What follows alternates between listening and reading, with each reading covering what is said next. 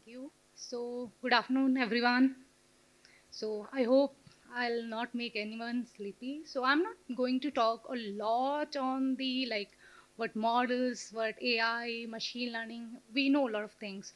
So, what I just wanted to provoke some thoughts there is something happening in the healthcare field which we are experiencing. We are seeing it happen, but we don't know what is exactly is happening. So, just one thought um, who all got COVID vaccine? Everyone. What is the tenure for a vaccine development? Anyone? 5 year, 10 year? Usually it happens, right? But you got it in 8 months. How? Yeah, this is thought like you got it in 8 months. Usually, yes.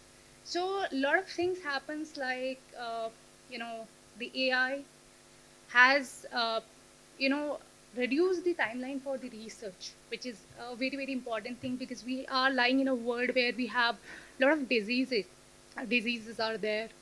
And there is when you talk to the medical researcher, they are the people who don't want to use AI. Okay, so you are talking to the people who don't want to use AI because they put 10 years 20 years in their research, and whatever they are doing that directly impact us in form of medication, vaccines, all those things. So what I'm bringing here a kind of use case where we have done a biomarker finding through the image analysis, and we have used the AI. So yeah, so this is sorry, I'm just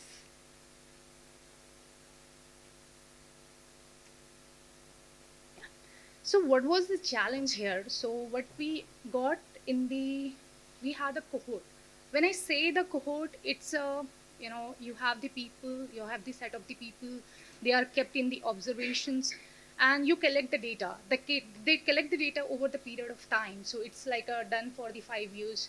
So we have the cohort of the data where we were the research company was collecting their the normal healthy participants. They're collecting the people who has the history of the cancer because we are doing in the brain cancer. Then we already have the people who are going through the treatment journey of the brain cancer. Now what is the problem? So 17,000 patients, lot of CT, lot of MRIs, and nothing was annotated because you get a dump of the data. You don't know how to classify it because once you start need to feed it, you need to classify it.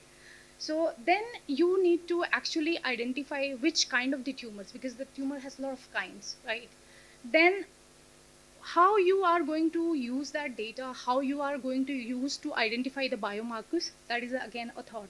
So what we did, uh, there are uh, one, the requirement what they have, they wanted to enable the researchers. Let's say the researchers have the one set of the data, they dump it somewhere.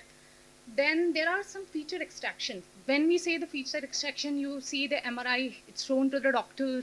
They have 150, 160, 200 slices. Now you have to extract. Extract what? So you extract like where the anomaly is starting. Let's say 5 year, 5 MRIs, and the third year something started to change. But is it a brain tumor? No, it could be something else. It could be a stroke, it could be a hemorrhage, it could be some lesion, something else. Now that we have to extract, quantify the brain texture, the shape, the size, anomaly detections, and then we have to go back again and start from where it is starting. Then you when we have the patient of the brain tumor, you need to monitor them. Monitor how the change happening with the time, because the patient will start feeling some symptoms, they will go to the doctor, they will start with a treatment. Sometimes treatment affect different people in a different way because the genetics comes here. Then the last part, how we are going to help the researchers, because they have the dump of the data, they take 10 years. Yeah, okay, thanks. They take 10 years to look at the data. Then they will do some kind of the analysis, then they will come up with okay, this is happening, this is the biomarker, this can be treated with the X medicine. then maybe these are the different simulations which we can done. So this is, they need a system where they can just plug and play kind of thing. They can dump their data, they can segment it, they can classify it, they can do, let's say there are the patient who are with the diabetes, there are the patient who are with the hypertension, there are the patient who has the hypertension and the diabetes, and then there are the normal people who don't have the the tumor, but they need to see like what is the differences going between them. So what we did, so the first thing, like, everybody, I think, if you are in the system, ever worked with the healthcare, so we typically work with the DICOM images.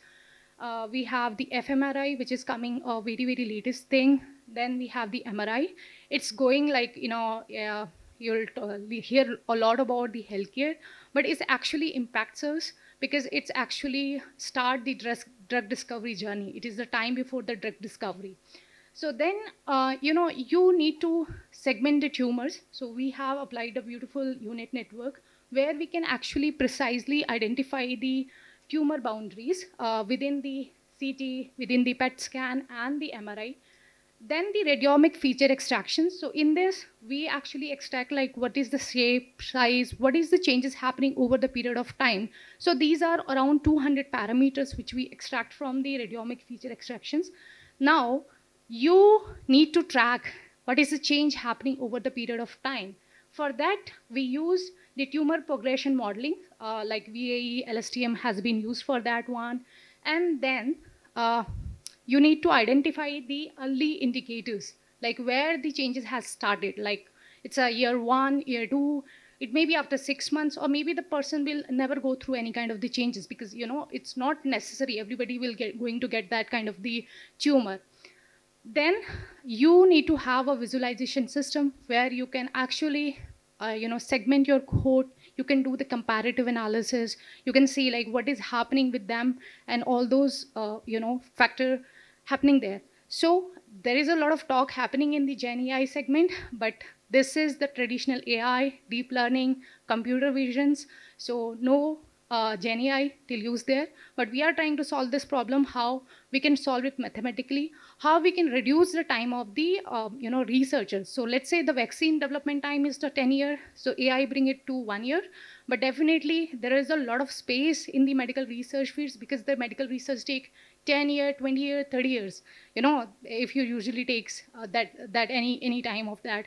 And the type of the client which we deal here, they are very, very resistant to adopt any kind of the AI because they feel, okay, this is something which we can't validate. This is machine is telling, we have not proven with the any kind of the research. So now coming, what kind of the business value which we bought in here? One is the efficiency, because the time is very, very important. All the company who works in the R&D space, they spend a lot of money on the R&D.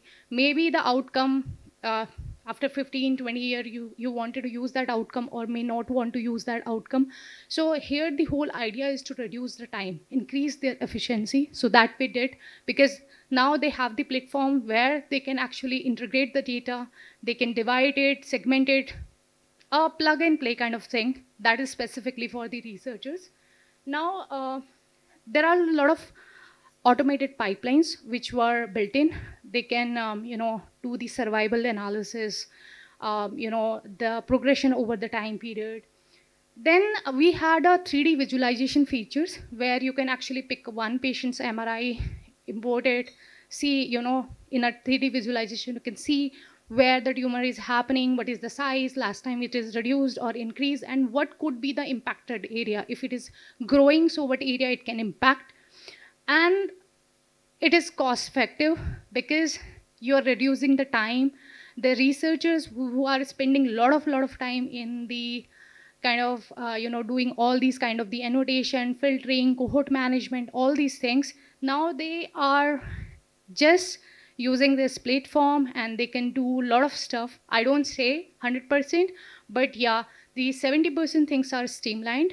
And this is how we try to solve a basic problem, that is started for the biomarker identification in any brain tumor cases.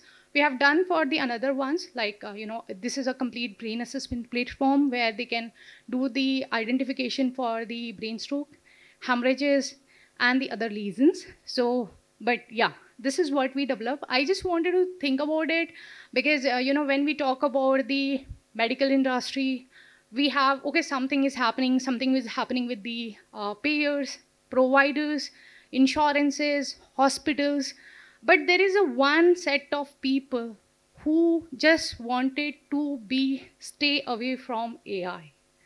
That is this, and they never wanted to leverage it because they feel like they don't have a trust on it.